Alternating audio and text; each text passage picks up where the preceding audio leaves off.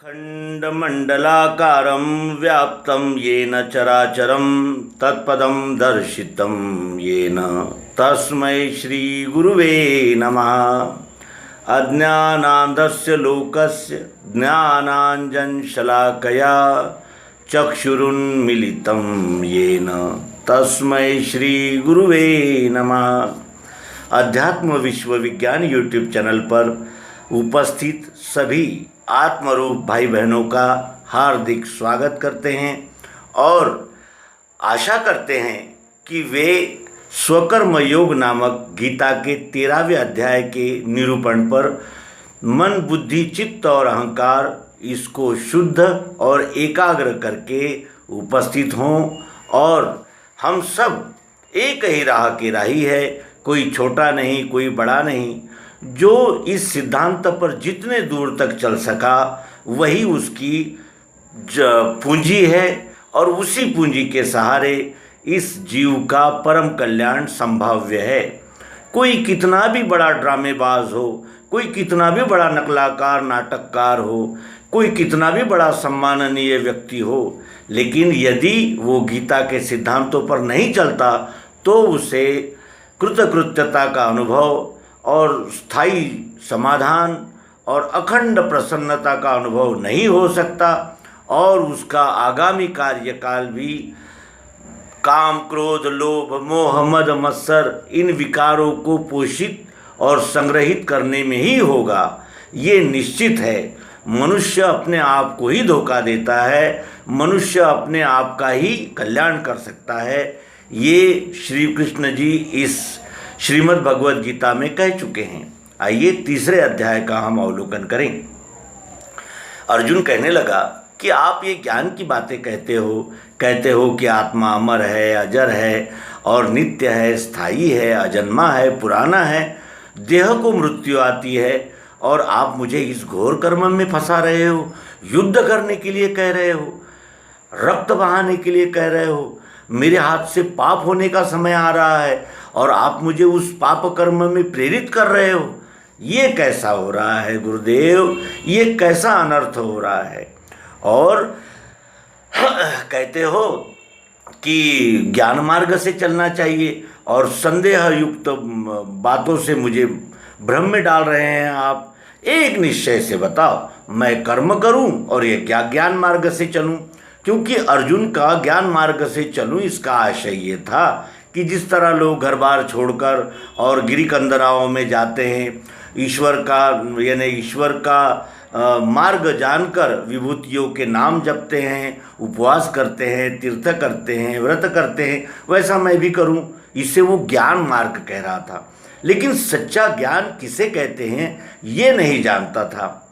और उसके इसी प्रश्न का लाभ हम सब मुमुक्षुओं को हो रहा है। देखिए भगवान श्री कृष्ण जी ने उसका कैसा समाधान किया है। और कर्म से ही मनुष्य मोक्ष प्राप्त कर सकता है और कर्म ही भक्ति बन जाती है। ऐसा अनमोल और अद्भुत ऐसा संदेश इस संभाषण से हमें प्राप्त हो रहा है। आइए ये अमृत हम प्राशन करें।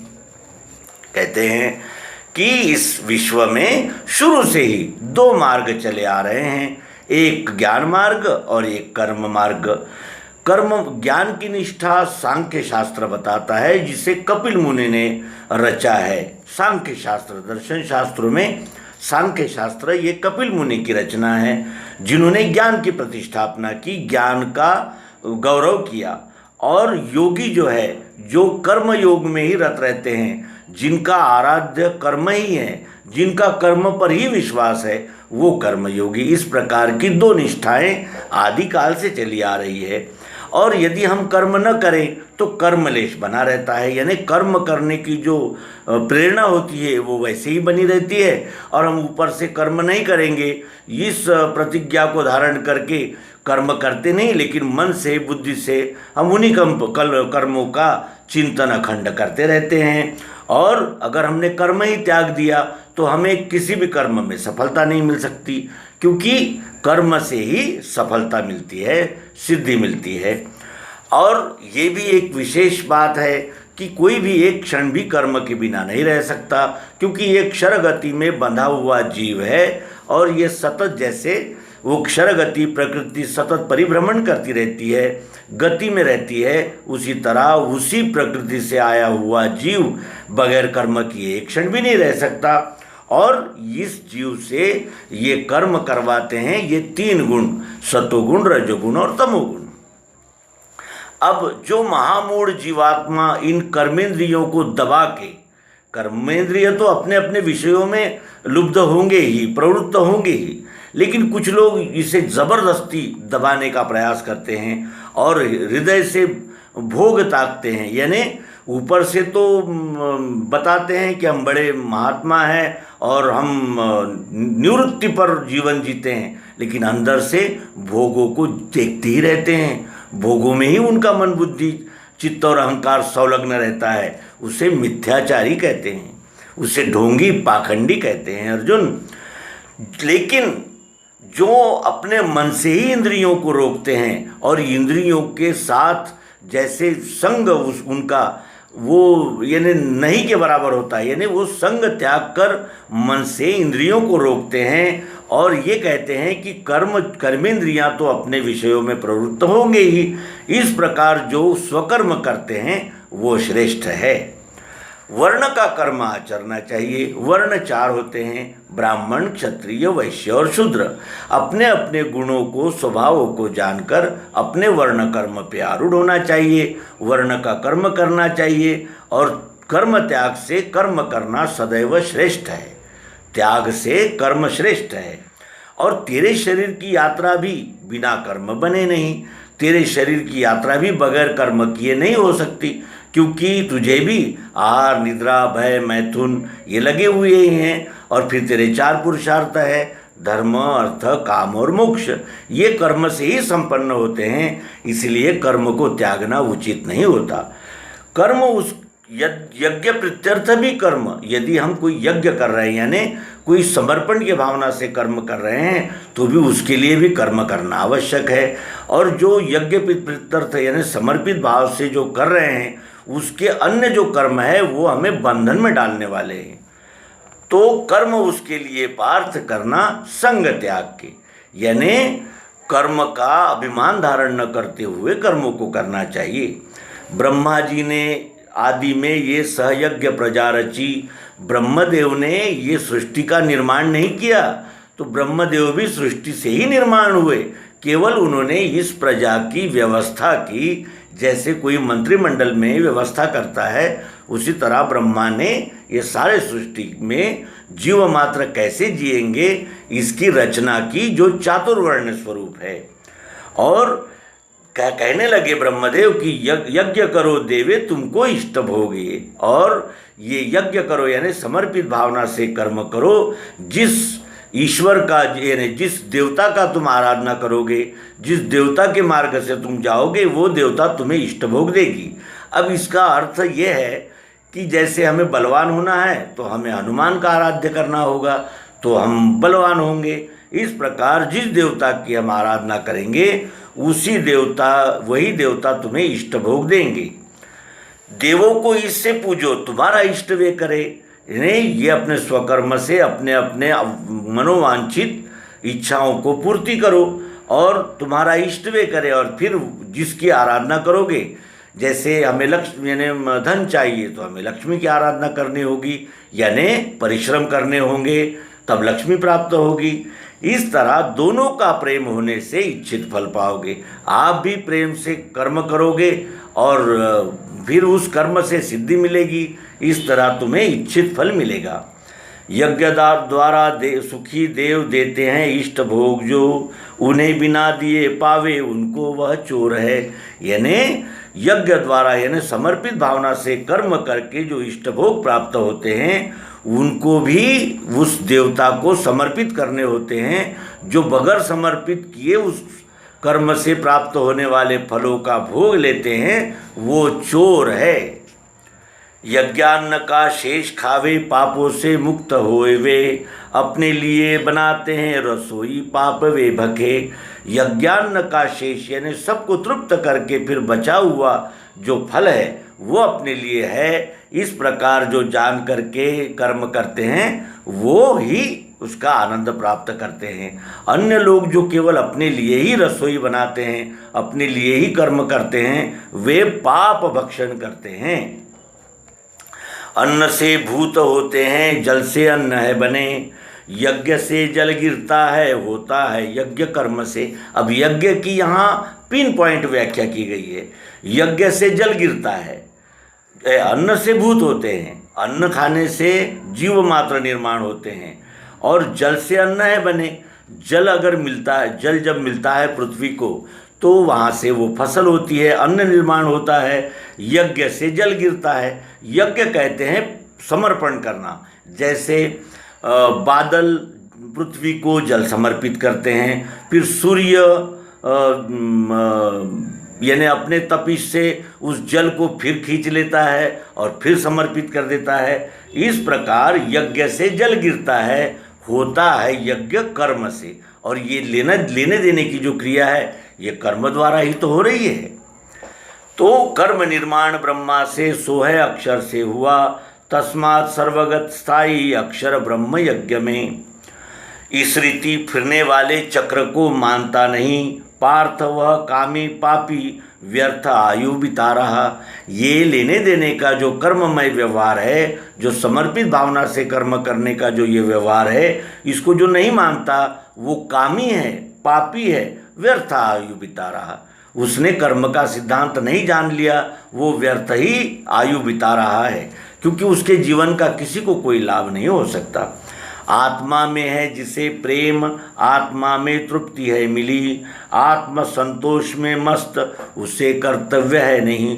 जो इस आत्म रूप का साक्षात्कार कर चुका है, जिसने त्रिपुटी का अतिक्रमण कर लिया, जिसने वस्तु में स्वयं को अधिष्ठित कर लिया है, वो आत्मा को जानता है।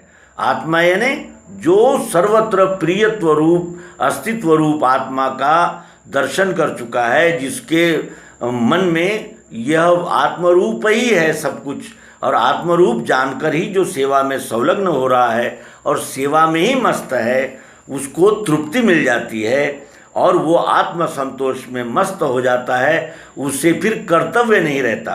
कर्तव्य का अर्थ है स्वयं के लिए कुछ करना शेष नहीं रहता।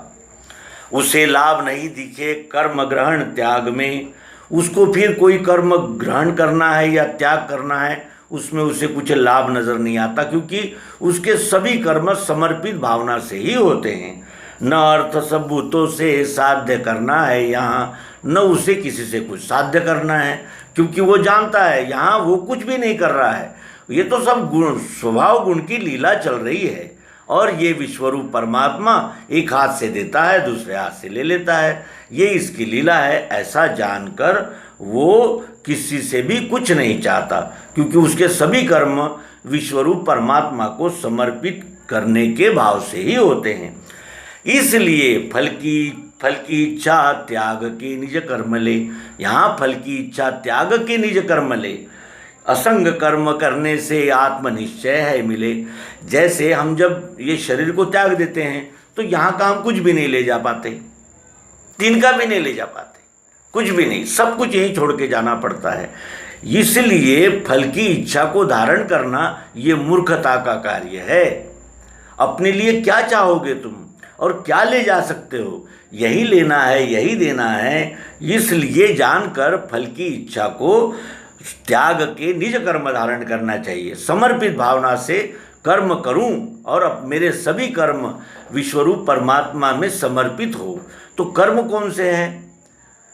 न्याय यानी ज्ञान विज्ञान देना लेना, न्याय रक्षा करना कराना, व्यापार गोरक्षण और सेवा, ये चार ही तो कर्म हैं। इससे फल की इच्छा त्याग के निज कर्म ले। असंग कर्म करने से आत्मनिश्चय है मिले।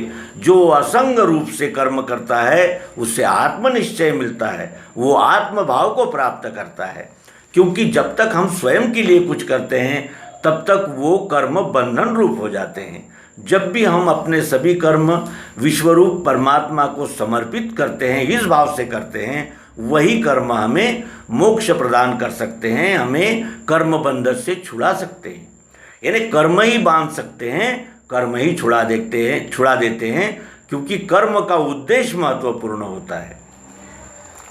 अब उदाहरण भी दिया है, कर्म से इस संसिद्धि जनकादिक पा गए, लोक कल्याण दृष्टि से तुझे भी कर्म योग्य है। लोक कल्याण दृष्टि से जैसे मूर्ख स्वयं के लिए करता है, वैसे ही लोक कल्याण दृष्टि से ज्ञानी कर्म करते हैं और वही कर्म योग्य कहे जा सकते हैं। जो जो कर्म करे श्रेष्ठ, वो कर्म प्रजा करे, वे जैसा बतलाते हैं वैसे ही लोग भी चले। जो अपने आदर्श है, जो अपने पूर्ववर्ती पुरखे हैं, उन्होंने जैसा जैसा कर्म किया है वैसा वैसा देखकर भी अन्य लोग उनका अनुकरण करते हैं।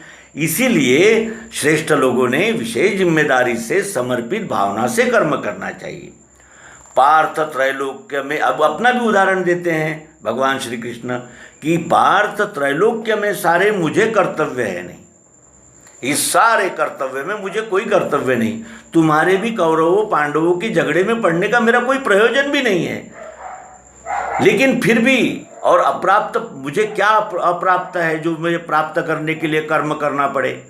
अप्राप्त प्राप्त करना है सो नहीं मैं कर रहा, मुझे क्या प्राप्त करना है? फिर भी मैं कर्म कर ही रहा हूँ। क्यों? क्योंकि मुझे देखकर अन्य लोग मेरा अनुकरण करेंगे, कहेंगे कृष्ण ही तो कर्म नहीं करते, तो हम क्यों करें?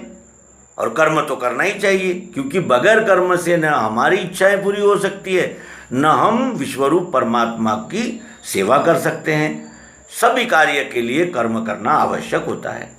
आलसी बनके जो मैं यहाँ कर्म करूँ नहीं, तो सब मेरा ही पार्थ करेंगे अनुवाद ये। मैं अगर आलसी बनकर सभी कर्म त्याग दूंगा तो मेरा सब लोग अनुवाद करेंगे, यानी मेरा अनुकरण करेंगे और निष्क्रिय होकर पड़े रहेंगे। और निष्क्रिय होकर पड़ने से न विश्वरूप परमात्मा की सेवा कर पाएंगे, न अपने धर्म अर्थ का मोक्ष को प्राप्त कर सकेंगे। ये काम की महत्ता भगवान श्री कृष्ण जी विदित कर रहे हैं अर्जुन को। जो मैं स्वकर्म त्यागूंगा, लोगों का नाश ही किया, बना शंकर का कर्ता, प्रजा हंतार भी हुआ।